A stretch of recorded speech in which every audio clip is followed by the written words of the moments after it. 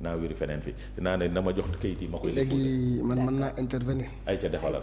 voilà man en vous écoutant dama naan est-ce que problème phare ba ngay wax. parce que au départ problème phare du problème terrain de. loolu nan la. rapport scientifique la woon si je donc des virements bancaires te nous savons tous la législation bancaire sénégalaise bés boo jëmee benn jour nga déposer plus de 15 millions ils ont l'obligation d'aviser le scientifique par rapport au dépôt. Donc problème phare ba foofu la maintenant nag phare ba pour régler problème boobu moo ñëw dugg ci affaire terrain dama cautionné dama loolu moom la. non dafa am ramification deuxième bi ñu koy extraire une deuxième fois c'était par rapport à ces terrains. mais au départ lay wax. au départ c'était un signalement de la scientifique. voilà donte nag wax dëgg yàlla man phare ba yéenewu ma ko kaso ku dul phare ba yéenewu ma ko kaso. c'est un honorable député bokkuñu gis-gis bokkuñu position bokkuñu mais puisque c'est un honorable député je le respecte comme il est. am na ay terrain amul ay terrain loolu c'est autre chose nan la ko amee fu mu ko amee nu et cetera s'il apporte les justificatifs à la justice je ne pense pas qu'il y aurait problème donc nag tout Sénégal a le droit d'acquérir des terrains où il veut s'il a les moyens de les acquérir mais le problème phare ba de départ c'était des virements à hauteur de 10 milliards si je me trompe plus. waaw dañ ko defal. waaw Tahirou Sarr moo jot xaalis ci trésor public defal ko ay virements. te loolu man mooy sama problème comment le trésor public peut décaisser autant d'argent en faveur d'une personne te amuñu des pièces justifiées des travaux. Tahirou Sarr c'est-à-dire c'est le trésor. Tahirou la ñu fay Tahirou la ñu fay. d'accord Tahirou Sarr la ensuite alors amuñu ay pièces qui a justifié des travaux yu ñu effectué. kan moo la wax amuñu ay pièces. ana pièces yi bu fi newoon danañ leen tee. je sais pas. s'il y avait des justificatifs danañ leen tee non. c'est parce qu'il y a pas de justificatif moo tax la justice s'est autosaisie wala boog la justice a été saisie s'il y avait des justificatifs il serait pas dans cette situation donc qu'il y ait maintenant des ramifications. est-ce que moom la ñu waroon téye wala waa trésor yi émettre chèque yi. xam nga man jàpp naa ne lu moom rek lañ téye sur cette affaire. si. déedéet bi ma dégloo procureur seen conférence de presse professeur Ndoye bi muy wax. am na ñu bari ñun te dafa fekk ne ñii ñoo siw moo tax coow lu ci ñoom lay porté wu.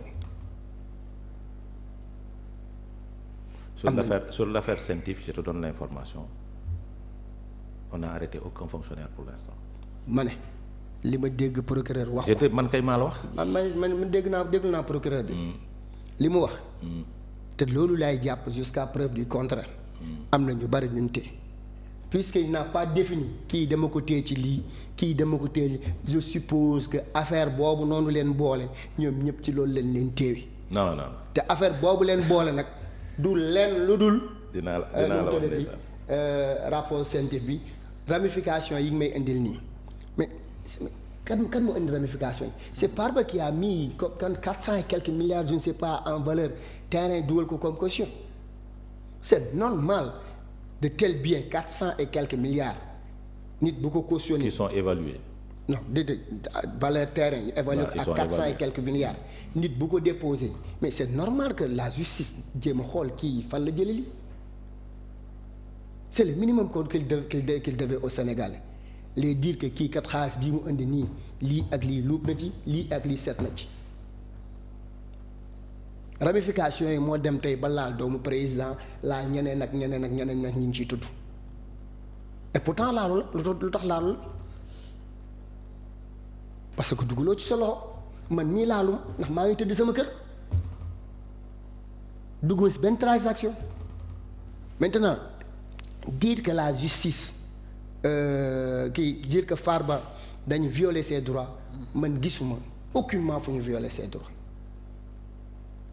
le président Ousmane Sonko avait dit kii mooy dernier minute c'est à son niveau d'information qu'il a parlé c'est à son niveau d'information qu'il a dit que kii lii mooy dernier meeting am te loolu sur le champ politique moom lancer des pics moom amu ci benn solo li am solo xam nga lan la un rapport a été mis sur la table du juge qui a jugé nécessaire de lever l'immunité parlementaire de l'honorable Farba Ngom.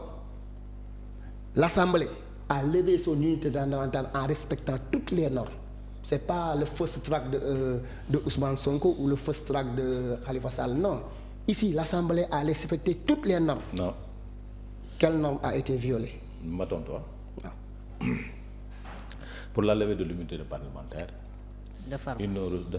ils n'ont reçu que 4 lettres de transmission. Moi, je parle des normes. J'ai dit. C'est-à-dire les lettres de transmission reçues. Bàyyi ma terminer.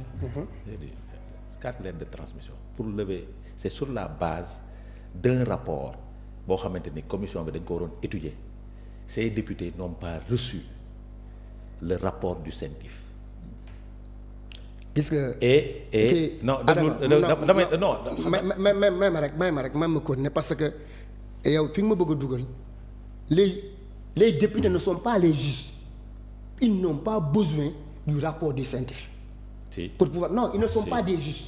Si. Ils ne doivent pas apprécier du bien fondé ou pas. Gis nga nit. pour lever l'immunité parlementaire war nañu xam est-ce que. liñ koy toppee jar na. Il y a la lettre. C'est fondé ou pas? Il y a la lettre du ministre, n'est-ce pas? Il y a la lettre du ministre de transmission des documents du procureur.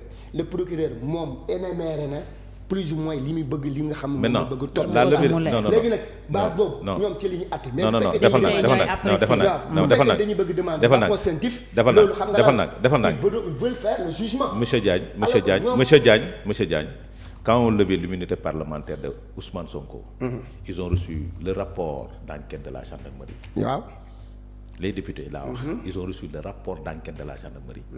Ils ont reçu tous les rapports d'enquête d'audition de Adji Sarr, le rapport d'audition de Ndeye Khady Ndiaye, les rapports d'enquête, les rapports médicaux, tout, ils ont tout reçu, les documents, plus les lettres de transmission. La levée de l'immunité parlementaire de Ndeye Saly Diop Dieng et de Moustapha Diop, ils ont reçu le rapport de la Covid. Devant d'encre. Ils ont reçu les rapports d'enquête au niveau des polices ak les lettres de transmission. C'est-à-dire, voici les documents. bàyyil ma simplifier le mbir mi yow def nga nawetaan boo demee CQRP nga doon membre CQRP nga war a jël ay décisions tu ne reçois que ce que l'on mis à ta disposition mais tu n'as pas besoin de recevoir le règlement intérieur. kon daal yow gis nga ne assemblée respecté na pour qu'on avance. Assemblée nationale respecté na bépp droit boo xamante ne l'honorable député Farba am na ko. pour lever une immunité parlementaire loolu lu ma jàpp la. maintenant dañ koy accorder nu mu tuddati waaye dafa cautionné dañ ko war a libérer wala mën nañ ko takk sous bracelet loolu du sa appréciation du sama appréciation du appréciation avocat yi koy wax.